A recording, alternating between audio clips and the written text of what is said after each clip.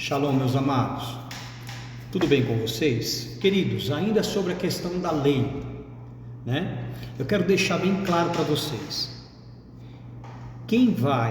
presta bem atenção, quem vai se unir ao anticristo são os transgressores da lei e os que abandonam a lei, certo? São esses que irão se unir ao anticristo. É só ler Daniel capítulo 11, do 28 ao 32.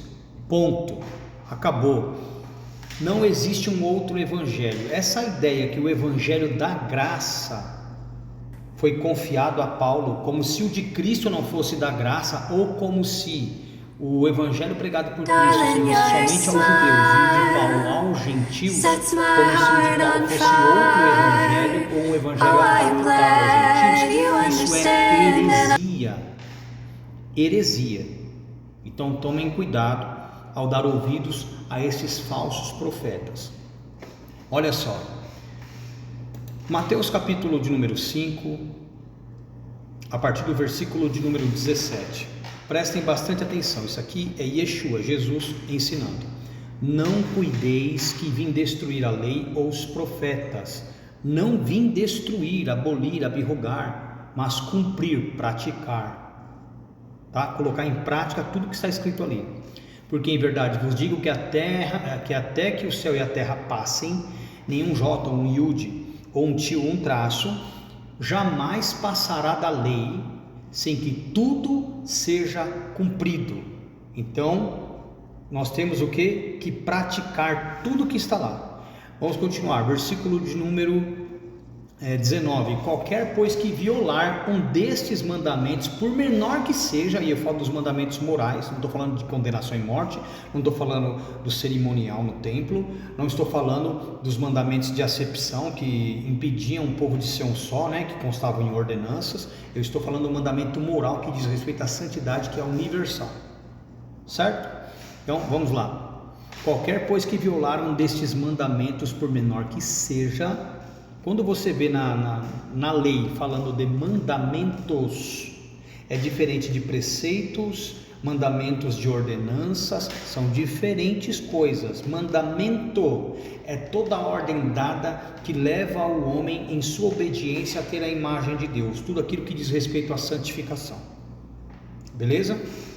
Então vamos lá. Qualquer, pois, que violar um destes mandamentos, por menor que seja, e assim ensinar aos homens, será chamado menor no reino dos céus, menino no reino dos céus, incapaz de cuidar da herança, irresponsável, inconsequente, despreparado, certo? Aquele, porém, que os cumprir, praticar e ensinar, será chamado grande no reino dos céus, ou seja, homem, preparado, pronto para assumir a herança, capaz, maduro. Entenderam? Então o que vocês têm que entender é o seguinte, que nós não podemos omitir nem os menores mandamentos, nem os menores. Novamente digo aqui para vocês, mandamento diz respeito àquilo que é pedido, que é ordenado para a nossa santificação, para nos apartarmos dos que andam errado, para nos apartarmos do mal. Beleza? Então Cristo está deixando bem claro que Ele não veio se levantar contra a lei, contra os profetas, contra a antiga aliança. Lucas, capítulo de número 16, versículos de número 16 e 17. Presta bem atenção nisso. A lei, está escrito na sua tradução, a lei e os profetas duraram. Perceba que se você tiver em mãos uma Bíblia revista e corrigida, duraram está em itálico. Por quê? Porque não consta em grego nem em hebraico. É um acréscimo essa palavra. Ela não cabia aqui, não era para ter sido colocada. Colocaram ela aqui já para causar uma discórdia, mas o versículo de baixo já desmente essa ideia do de cima. Então o que vocês têm que entender é que a tradução correta é a lei, os profetas, até João, desde então, desde eles, é anunciado o reino de Deus e todo homem emprega força para entrar nele. Versículo de número 17, é mais fácil passar o céu e a terra do que cair um tio, um traço da lei, ou seja, Se fosse duraram até, embaixo cairia em contradição com o versículo de cima. Então você já vê que esse duraram realmente é um acréscimo, porque o versículo de baixo desmente a teoria que eles têm com esse duraram, que foi acrescido ao versículo 16. Perceberam?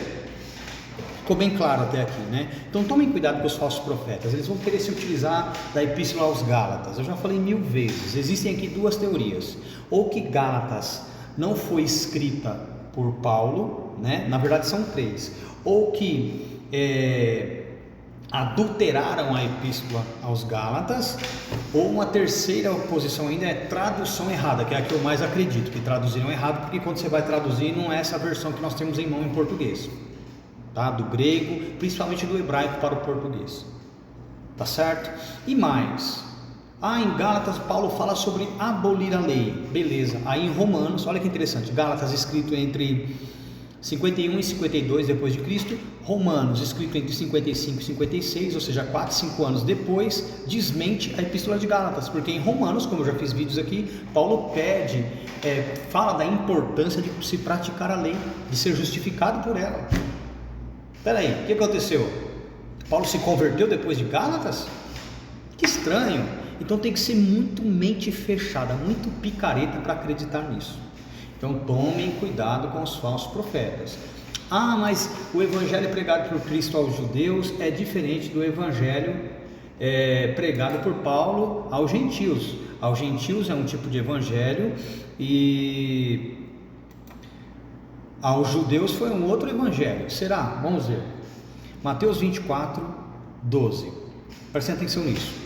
E por se multiplicar a iniquidade, aqui em grego consta anomia ao invés de iniquidade. Anomia, prefixo de negação ou transgressão, e nomos, leis. Então a tradução correta seria: por se multiplicar a transgressão, a desobediência à lei de Deus, que é o pecado, o amor de muitos esfriará.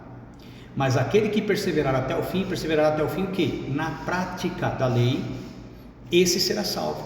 E este evangelho que prega a prática da lei para que o amor não se esfrie, será pregado em todo o mundo, não é só para os judeus, é em todo o mundo, em testemunho a todas as nações, e então virá o fim.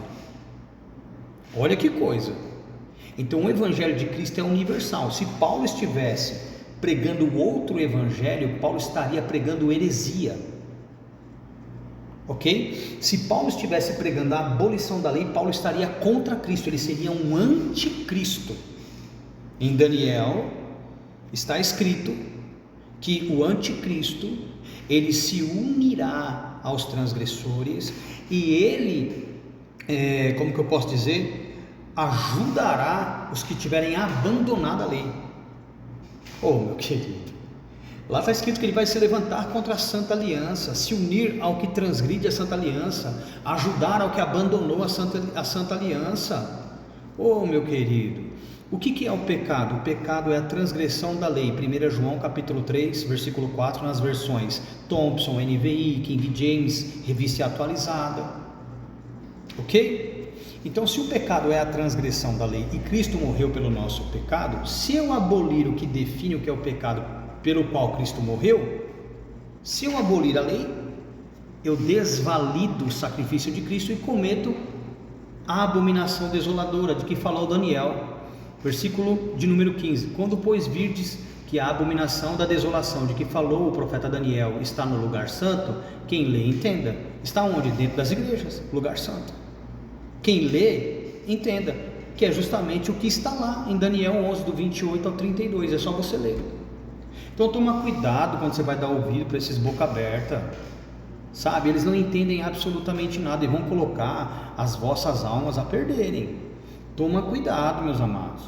Quando o cara não tem entendimento, quando ele não sabe onde estão os acréscimos, nem os acréscimos dedutivos, ou quando ele não sabe onde houveram os erros de tradução, de interpretação na hora de traduzir, quando o cara não tem acesso a esse tipo de informação, não tem uma boa gramática, uma boa leitura, nem no próprio idioma, muito menos nas línguas as que foram escritas anteriormente, como é que um cara desse pode ser pastor? Como é que um cara desse pode pregar o evangelho? Ele só vai abrir a boca para falar bobagem. Se afaste desses caras. Shalom.